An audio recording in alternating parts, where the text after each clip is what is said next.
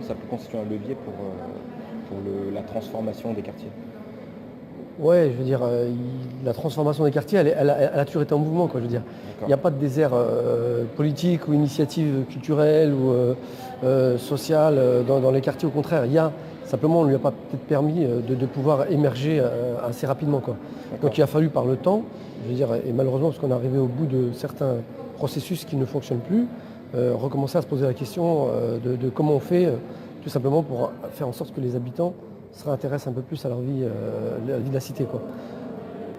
Et pour le coup, c'est quoi le rôle aujourd'hui des associations et de la société civile dans cette démarche? Écoute, le rôle de la société civile, elle a un rôle essentiel, je veux dire, parce que c'est aussi la base. Le rôle du tissu associatif, écoute, il joue un rôle aussi important dans tout ce qui concerne la solidarité, le lien social, la cohésion sociale,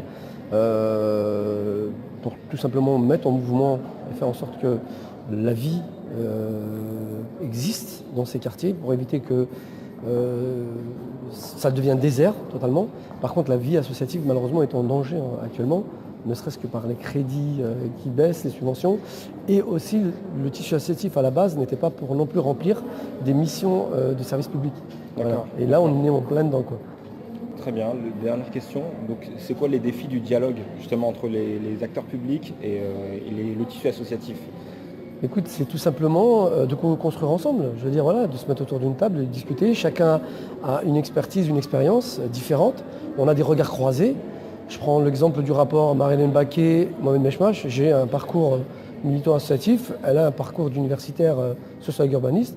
Et on a réussi à mettre en place un rapport qui permet effectivement, quand on croise nos regards, et qu'on puisse apporter chacun de notre côté les expériences qu'on a ou les vécus qu'on a ou les solutions qu'on peut apporter, ça crée tout simplement un rapport qui s'appelle, pour une politique radicale, ça sera plus sur nous, Ok. et qui permet tout simplement de réunir autour de ce rapport nombre d'associations ou d'habitants, de collectifs d'habitants autour de ce socle commun, quoi.